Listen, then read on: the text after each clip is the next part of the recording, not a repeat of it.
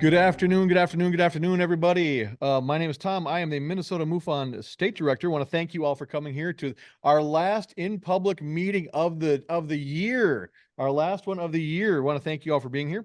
So let's jump right into our slide. So what's up in Minnesota?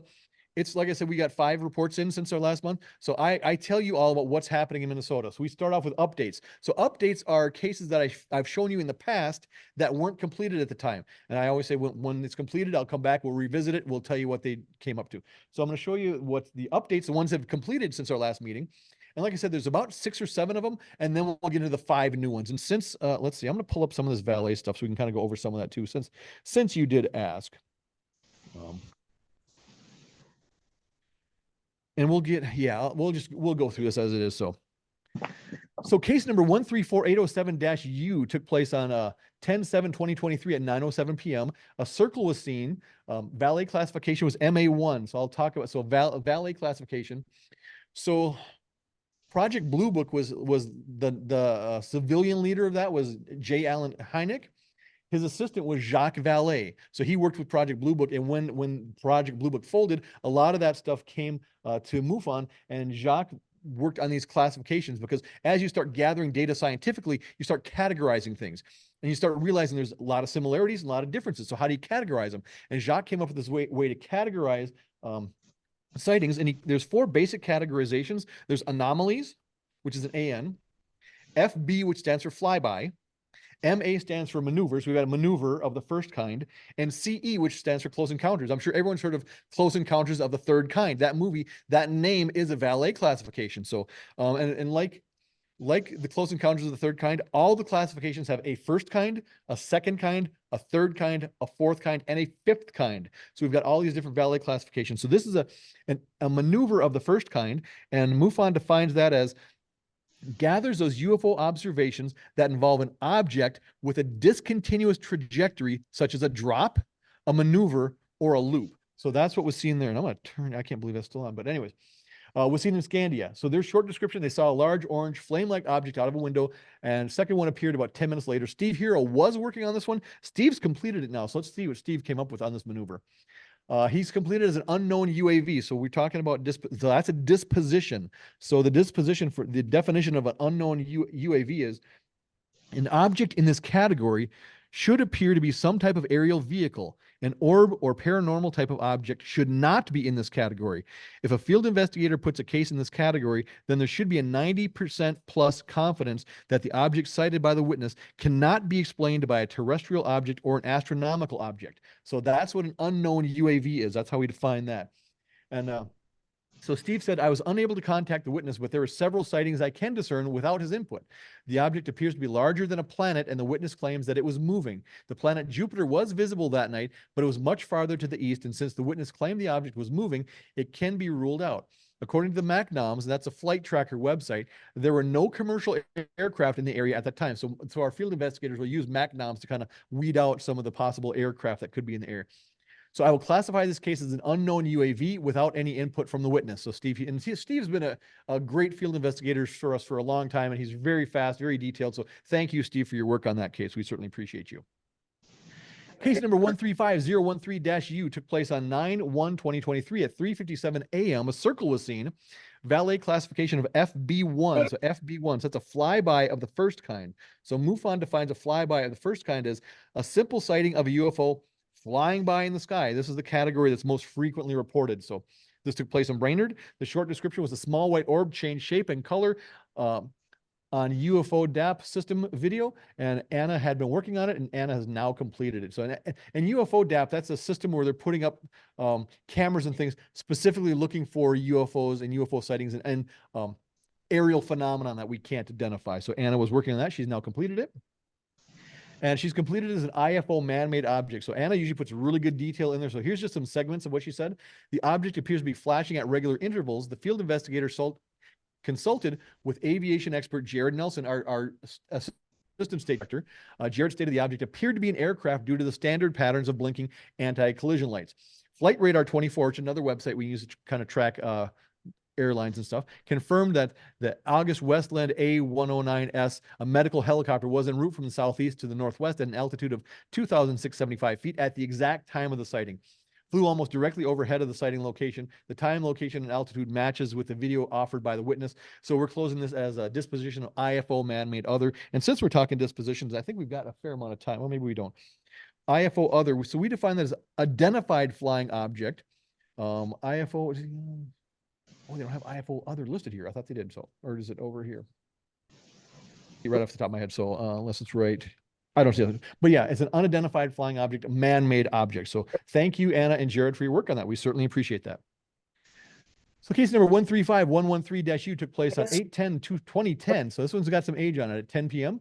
A sphere was seen, AN1. So that's an anomaly of the first kind. So MUFON defines an anomaly of the first kind as anomalies that do not have lasting physical effects, such as amorphous lights or unexplained explosions. So that's what's, so you're saying what's the sighting? So different stuff is getting reported to us. So this took place in Wilmer.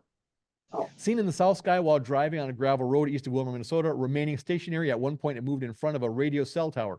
Again, Steve Hero was working on this. Let's see what Steve determined this was to be. Completed information only. So the witness was unsure of the date the incident happened, and he couldn't provide many details since the sighting happened about 13 years ago. He wanted to report it, but because he couldn't remember the unusual blue light and the low altitude it was at, which was the only as high as a cell tower. Because of lack of more details, disposition is information only. So, and that's not uncommon, because sometimes we'll have, someone may pass away and someone will contact us. My grandfather, my grandmother told me this story that they never wanted to share. They told me, now I'm going to report it. That's going to be information only, because we can't talk to the actual witness. We're talking to someone who the information was related to them. We can do some investigating. We can keep and gather the data. But since we can't talk to the witness, we've just got information only. So it's kind of anecdotal. We don't want to discard it, but we can't do anything more with that than other than acknowledge that we received it without a direct witness. And let's see. So let's go to case number 135127-U. Took place on February 15th of 1975. So we do get some older cases in here. An oval was seen. CE1, close encounter of the first kind. So MUFON defines a close encounter of the first kind as class of objects seen on the ground or at a short distance to the observer. This took place in Hopkins. A 90 by 70 foot oval shaped solid object. Jared Nelson was investigating that. He's completed it. Let's see what Jared has found out. Completed unknown UAV. The witness was calm and credible, and he believes he did see a UFO. After talking with the witness, I concur. The witness described an object that does not fit any known aircraft at that time, 1975. I will categorize the object as an unknown UAV. That's Jared Nelson, our Assistant State Director. Thank you very much, Jared, for your work on that. Case number 133626-U took place on August 30th, 2023 at 5:29 a.m. A triangle was seen, again, close encounter of the first kind, so I just told you what that was, in Chanhassen. UFO seen hovering above Arboretum Boulevard, Chanhassen, before zooming off. So Linda Folkerts-Maleka investigated that one. She has finished it. Let's see what Linda had determined on that one. She completed as unknown UAV. So I just talked about an unknown UAV. Case was reassigned to the investigator on 9/21. After researching the case and interviewing the witness, she finds her credible and intelligent. Carla, she put her name in there. I didn't catch that. Ignore the Carla part. Saw something that morning that could not be explained. There weren't any anomalies reported that morning that can explain what she saw. The investigator concludes that the disposition in this case was classified as unknown UAV. UAV is unidentified aerial vehicle. That's the UAV. So, and ignore the witness's name in that. We try to keep it in them anonymous as possible. So case number 133648-U took place on August 31st, 2023 at 11:36 a.m. A sphere was seen, again, another close encounter of the first kind in Rochester. Small semi-transparent orb, silver gray, moving estimated 90 to 130 miles per hour. So, and are people here for the first time? The short description, I generally pull exactly what they say. So when they do a report, we ask for a short description and a long description. And that's exactly what they say. So for the detailed description, sometimes they put almost nothing. Sometimes they put an awful lot. So a lot of times I'll put in segments or synopsis or a little bit so it's not as long. But the short description is always exactly what the witness puts in. So Linda also worked on that one. Let's see what Linda came up with. Completed unknown others. So she put names in here. I pulled the names out on that one. The witness saw what appeared to be a semi-transparent, fast-moving orb, 3x5 orb. There were no significant anomalies that day or other sightings. Witness appears to be a well-educated, articulate person who was very sure of what he saw. He had a previous sighting 2 years prior, but didn't report it. The investigators come to the disposition of unknown others. So do we have unknown other here? I think we looked at that and didn't see it. So case number 134259-U took place on September 23rd, 2023 at 10:35 p.m. An oval was seen, again, close encounter of the first kind. Really, we get other cases like third, fourth, fifth kind. Everything's not a CE1, trust me. In Albert Lee, windy night, rain pounding on window, saw oval object with small dome, bright lights in the middle, red light on the bottom. Bill McNeff, our very own Bill McNeff, had investigated this. So let's see what Bill found out on this one. So Bill says unknown UAVs is completed. The interview of the witness established witness credibility. The description of the flying object was clear and concise and did not fit any known aircraft. The possibility that this was some sort of human-controlled drone was extremely unlikely due to the very stormy weather that was occurring during the sighting. Disposition will be unknown UAV. And Bill, do you recall this case? Do you want to comment on this case at all, Bill? Okay, yeah, I wasn't challenging your conclusion at all. So, okay. Oh, so now we're getting into the new cases. We've got 5 of these coming up, which is actually perfect because if we're expecting to break around 3 and our speaker coming in after that we should be in good shape. So these 5 cases came in from November 11th through yesterday. Oh, it should be yesterday. So it's funny. A case did come in this morning, but I didn't include that. You'll see the case that came in this morning next month. So yeah, it should be December 8th there. But anyways. So let's go. Okay, the first one up. So here's an overview of what we're going to look at. We've got 5 cases submitted. None of them are ERT, and ERT stands for Experiencer Resource Team. And I'll talk so a little bit about that. The Experiencer Resource Team is a group of MUFON field investigators, and they're also a group of professionals that can support witnesses. And so an ERT case might be something where someone, they don't recall having a sighting. They don't recall seeing any entities, but they feel like maybe something weird has happened to them. They think maybe they've been abducted. They maybe find a lump under their skin that they think may be an implant. They've got some questions. They might want to consult with a medical professional, a psychiatrist or psychologist. They'll contact our ERT team. They'll create, it's a different type of report than our typical report. And that's why we've got the added anonymity to it. And then our ERT team will work with them. And maybe connect them to resources they're looking for. And most of our sightings, we try to complete the sightings within 90 days. The ERT cases, the witness may have a relationship or communication with the field investigator for much longer than that, or the ER team for much longer than that. So it's a little bit different case. And so if we had cases, I'd say like 5 cases, 3 are ERT, then I'd only show you 2. I wouldn't show you the ERT ones, but I'd show you the ones that we got. So the submission range was 11/11 through yesterday, through 12/8. And okay, so the sightings were all very current too. So 9/5/2023 through 11/30/2023. 0 cases of interest. So a case of interest is when cases come into MUFON, headquarters gets them first. They look at them and then they send them to different chapters, estates and whatnot.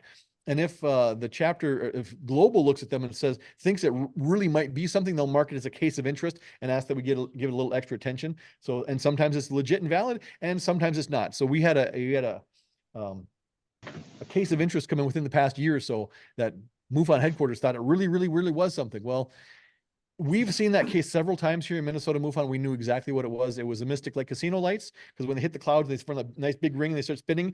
So it looks like something there. And headquarters is not familiar with Mystic Lake Casino, but we are. So we knew what it was. They thought it could be something, but sometimes they send cases of interest. It really is a case of interest, but that's just an example of what a case of interest could be. So the shapes, we're going to see 3 spheres, 1 circle, and 1 other. So an other could be a shape that doesn't fit nicely into the categories. Like if you were to imagine the Starship Enterprise like that, if you were to see that, there's a disc there, but it's not really a disc. And there's a cylinder, but it's not really a cylinder. And there's kind of sphere type stuff, but it's not really a sphere. It doesn't fit nicely in there, so they would call it an other.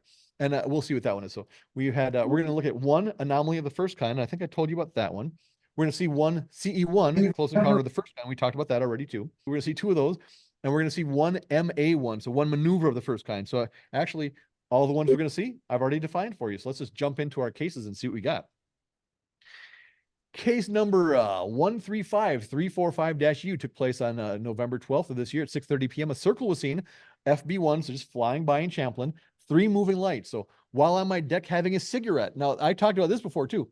It's not as common as it used to be, but we used to, when smoking was more common, lots of our cases started like, I was out having my smoke. I was having my smoke before I went to bed. I was out taking a walk for a smoke break.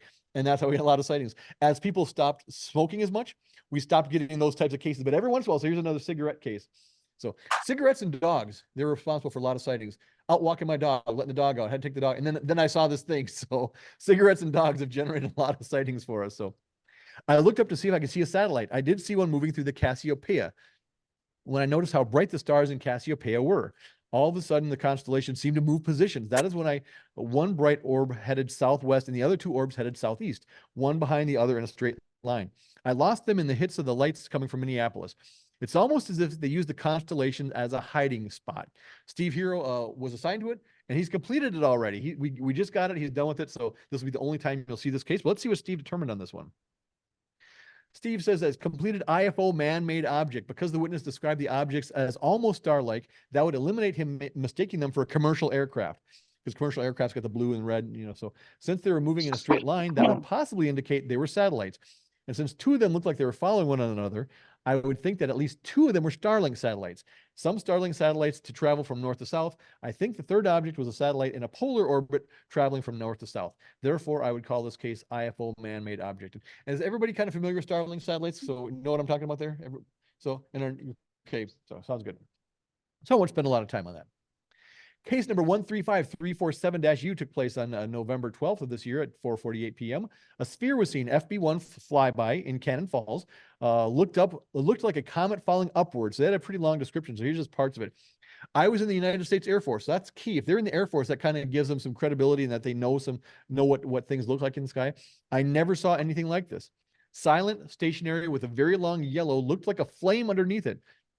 Bright orange light, orb shaped with a halo, some flashing in its center that made it appear like flames. East to west, bright orange light glided across the sky from east to west that appeared almost like a plane on fire, but it was an orb shape. It first appeared to me through the window as it came over the horizon of rooftops and then disappeared after it reached the treetops of the nearby woods. So it seemed to be flying low. And he did mention in other parts that it had like a bluish flame to it in the center too. So that's been assigned to Linda Folkers Maleka. She is working on it.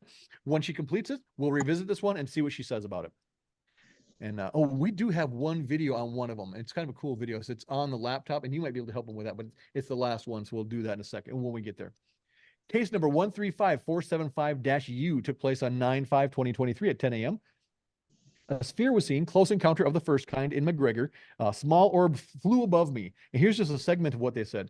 While returning from a walk, I observed a dull metallic-looking orb approximately the size of a bowling ball flying across an open field over the road. I noticed no sound, no white, no wings, no propellers, just a round orb floating past me with no change in direction or elevation. The event lasted approximately 10 to 15 seconds. And I'm going to comment on this one too. Let's see what Jared said on this one first. So. Completed unknown UAV. I do believe this witness. The witness was credible and calm. The witness described an object that has been seen before many times and has been caught on video. So if you go to YouTube and look at UFO sighted by U.S. drone over Middle East in 2022, apparently that's a similar object. It is my opinion that the witness did in fact witness an unknown UAV, disposition unknown UAV. Jared, he's our assistant state director, so I want to thank Jared for that. And if I want to go back, so notice how he says size of a bowling ball flying across an open field over the road.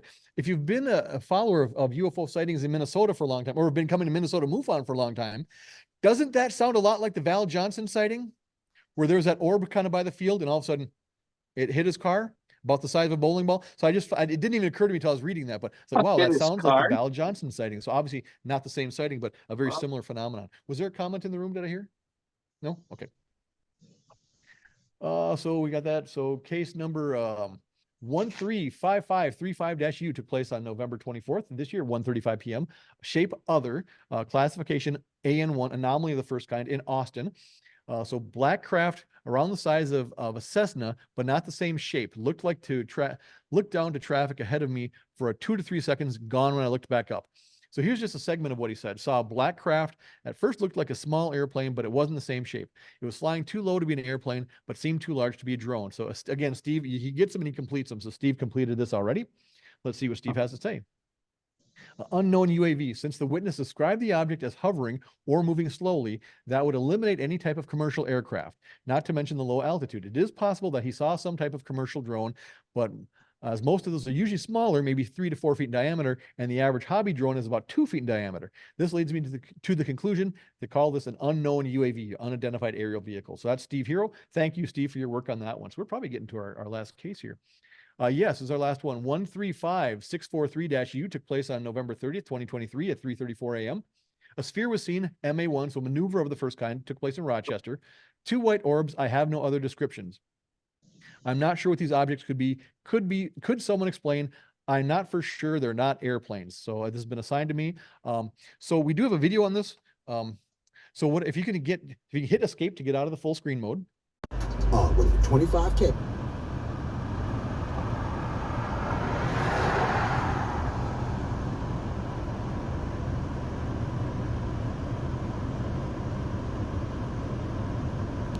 So really, that's really the end of that was the last one. So that's the video on that. So, but we've talked about this before. So can anyone tell me, so that was a decent video, it had some interesting information in it. Can someone tell me why we're not going to submit that to photo analysis? Anyone remember why we won't? Ivor, he's always on top of it. Ivor, why would we not submit that to photo analysis?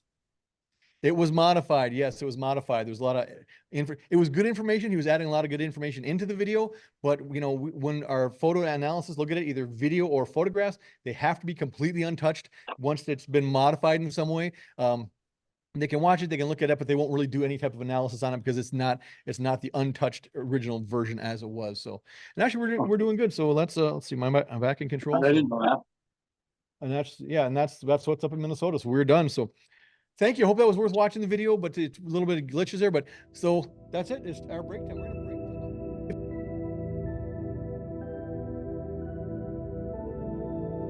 gonna break.